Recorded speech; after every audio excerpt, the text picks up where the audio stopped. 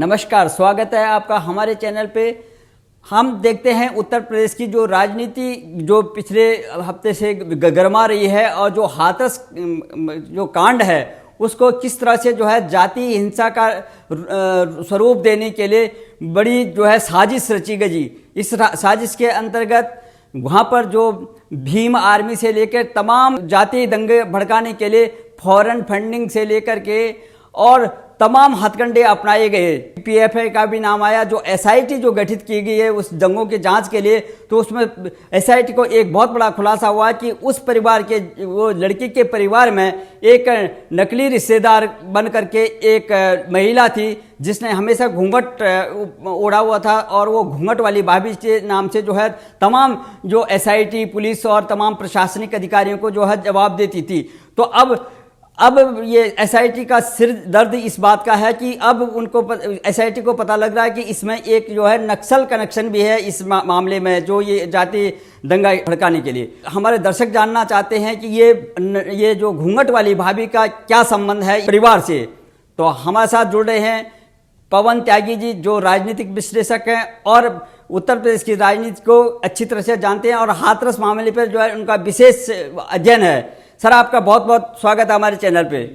Sir, जो ये घूंघट वाली भाभी का जो नक्सल कनेक्शन है उसमें दर्शक जानना चाहते हैं कि ये जो घूंघट वाली भाभी ये कहाँ से आई और कुछ दिन जो है 5-7 दिन जो है वो अपना जो है वहाँ पर ये परिवार का जो है अपना एक रिश्तेदार बताते बताते जैसे जैसे जांच बढ़ने लगी, एसआईटी के जब प्रश्न शुरू हुए तो वो अचानक ही गायब हो गई।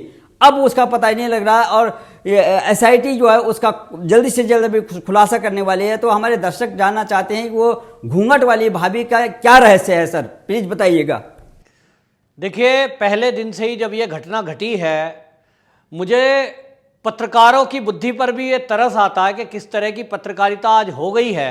या तो वो जानबूझ के अनजान बन रहे हैं कि एक पार्टी और नक्सलवादियों से मिलकर ये टीवी चैनल और अखबार वाले भी, मैं कहूँगा कि साथ में मिलकर देश को तोड़ने वालों के साथ मिल गए हैं और इस तरह की घटनाओं को बढ़ा चढ़ा करके प्रस्तुत करते हैं।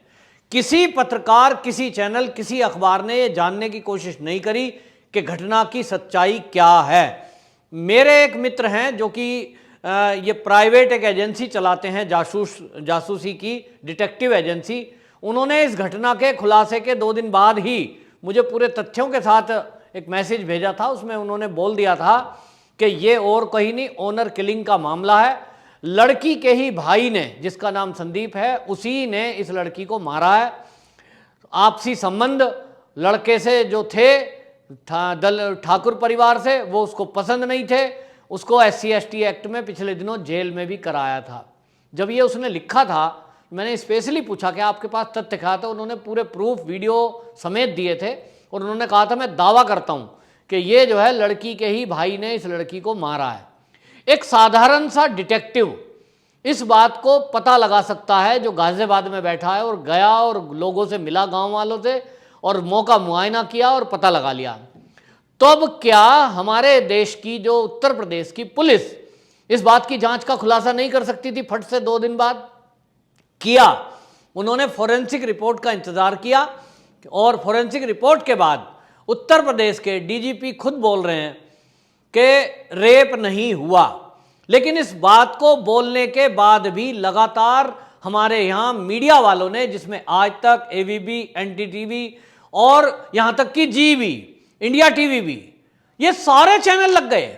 और आपको आज घोर आश्चर्य बता दूं कि आज इस घटना के इतने दिन हो गए, खुलासा हो गया, रिपब्लिक ने खुलासा कर दिया, पुलिस ने भी खुलासा कर दिया है। आज भी आप आज का दैनिक भास्कर उठा के देखिए, वो दैनिक भास्कर आज लिखता है कि घटना क्या थी भाभी के पीछे। तो एक भाभी थी जी जो उनके परिवार में भाभी बनकर रह रही थी। ये जबलपुर की कोई रहने वाली है जिसका नक्सली कनेक्शन बताया जाता है। और नक्सली कनेक्शन नहीं, वो कांग्रेस से भी कनेक्टेड है। वो राहुल गांधी को फॉलो करती है, उसका कांग्रेस से भी रिश्ता है। और ये इस तरह का गठजोड़ था कि कांग्रेस राहुल गांधी का जब पहली बार वहां जाने की कोशिश कर रहे थे प्रियंका और राहुल, वो तभी उस गांव में पहुंचकर परिवार के बीच में रह रही थी। क्यों? क्योंकि उसको माहौल बिगाड़ने के लिए ये भेजा गया था कि आपको मीडिया में बाइट देनी है इस तरह की, जिससे कि ठाकुर और दलितों में आपस में वैमनस्य फैले और पूरे प्रदेश नहीं तो देश में दंगे फैल जाएं। तो वो उस तरह से नफरत भरी बाइट दे रही थी। और एक आज तक की पत्रकार है, वो पत्रकार को आप देखेंगे बाइट लेते हुए, मतलब उसका जब वो बाइट ले रही है, लेडी का घूंघट ऊपर को हो जाता है, कैमरामैन क्योंकि नीचे था, फेस को कवर करता है वो बाइट लेने के लिए, तो वो जो पत्रकार है वो उसका घूंघट खुद लेडी का नीचे कर रही है। क्यों? मुंह ढकना चाह रही थी। उसके पीछे एक साजिश थी जिसका खुलासा अब हुआ है कि मुंह ढककर नक्सली वहां ठहरे हुए थे। गांव वालों इसकी बार बार शिकायत कर रहे थे, ग्राम प्रधान उसकी शिकायत कर रहा था पुलिस प्रशासन को, लेकिन ना तो मीडिया सुन रहा था और पुलिस वाले भी उस पर तवज्जो नहीं दे रहे थे कि अरे भाई ये गांव वाले ऐसे ही कह रहे होंगे। जब परिवार से पूछते थे वो कहते थे जी हमारे रिश्तेदार हैं, ये आए हुए हैं हमसे मिलने।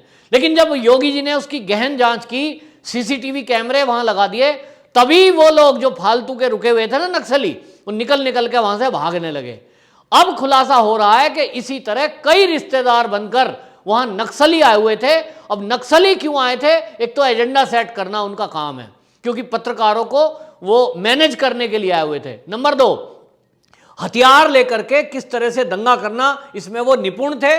उन्होंने एक वेबसाइट भी बनाई थी नक्सलियों ने, सेव हाथरस के नाम से, जिसमें ये सारी बातें लिखी थी कि किस तरह से पुलिस पर अटैक करना है, किस तरह से आंसू गैस के गोले से बचना है, और शरीर पर क्रीम नहीं लगानी है, मेकअप नहीं करना है, कपड़े साधारण पहनने हैं। तो आप देखिए कि एक पीएचडी करी हुई महिला जो जबलपुर की है, जिसका नाम प्रोफेसर राजकुमारी है, माने वो डिग्री कॉलेज में पढ़ाती थी, वो प्रोफेसर किस तरह से गांव देहात की महिला की तरह एक सूती साड़ी पहनकर घूंघट 1 फुट लंबा करके वो वहां परिवार में रही। और साजिश क्या थी? साजिश थी पूरे देश को जलाने की प्लानिंग। पीएफआई ने 100 करोड़ रुपए दिए थे। ये 100 करोड़ में बहुत बड़ा खेल करना था इन लोगों को, लेकिन ये तो योगी जी की तत्परता थी, पुलिस अलर्ट पर थी, एसटीएफ जांच कर रही थी, सब सर्विलांस पर फोन लगाए हुए थे, और इसलिए सारी खुलासे की जो हो गया। और उस लड़की की लाश को भी इसीलिए रात को ही जला दिया गया ताकि सुबह तक बवाल ना हो सके। लेकिन इस पर लगातार सवाल उठाए जा रहे हैं, मीडिया आज तक सवाल उठा रहा है। और ताज्जुब की बात यह है कि जो अपने को देशभक्त मीडिया बोलते थे, जिसमें जी न्यूज और इंडिया टीवी खास तौर पर है, लोगों की एक विश्वास और श्रद्धा है कि ये चैनल कम से कम देश हित की बात दिखाएंगे, इन्होंने भी डाउट क्रिएट किया और ऐसी रिपोर्टिंग की उन दिनों में कि कुछ तो हुआ है। मतलब इन्होंने लड़के वालों का पक्ष नहीं दिखाया, गांव वालों की बातें नहीं दिखाई, पुलिस जो बोल रही है उस थ्योरी को यकीन नहीं किया, और बस यही कहते रहे लड़की के साथ गैंगरेप हुआ है, लड़की के साथ गैंगरेप हुआ है। और ये प्लांट करने में इन मीडिया कर्मियों की भी क्या भूमिका थी, इस एंगल से भी जांच होनी चाहिए, क्योंकि मीडिया का तो धर्म है सारी चीजों का पता लगाना, जो उन्होंने नहीं निभाया, क्यों नहीं निभाया, इनका भी क्या इंटरेस्ट था, किस किस मीडिया हाउस को कितने पैसे मिले, ये भी जांच होना जरूरी है। और आप देखेंगे जब ये जांच एसटीएफ कर रही है, तभी इन्होंने ध्यान भटकाने के लिए रिपब्लिक भारत का मुंबई में कमिश्नर के द्वारा कुछ ना कुछ केस करा दिया फर्जी, और अब नए नए मुद्दे उठा रहे हैं जिससे कि ये जांच को भटकाया जा सके।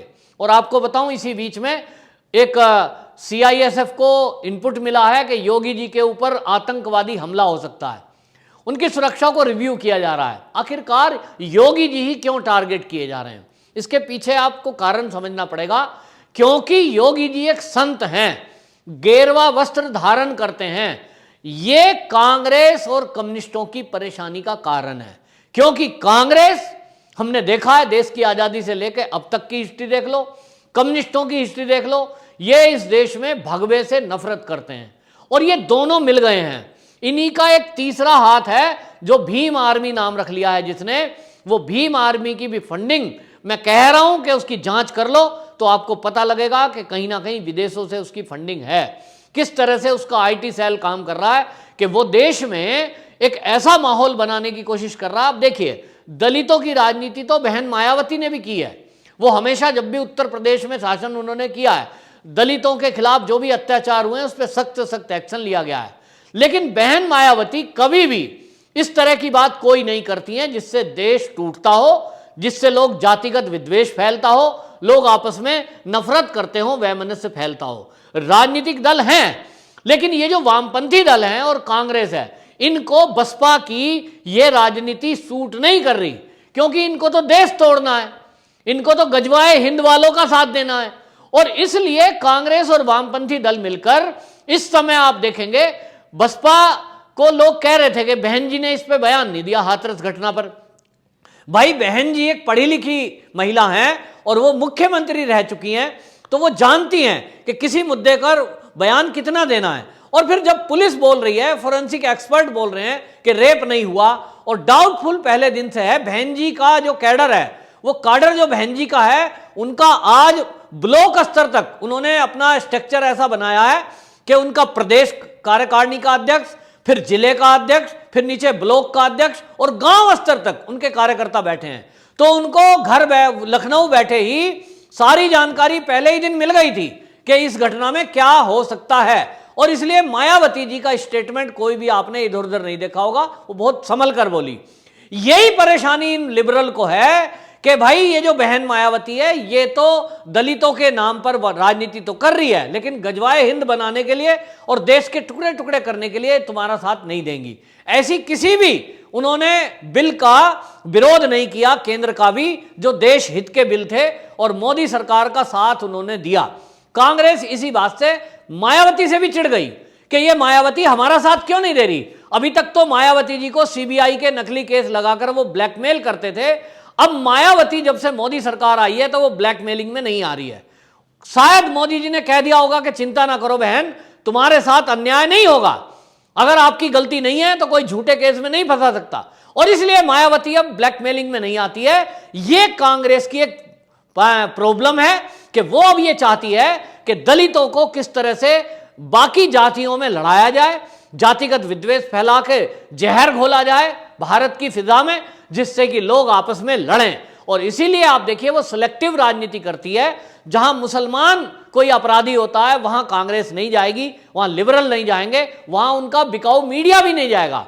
लेकिन जहां कहीं ऊंची जाति का कोई है और दलितों पर अत्याचार हुआ, जैसा हमने हाथरस में देखा, ये सारे के सारे वहां नैरेटिव सेट करने के लिए पहुंच जाएंगे।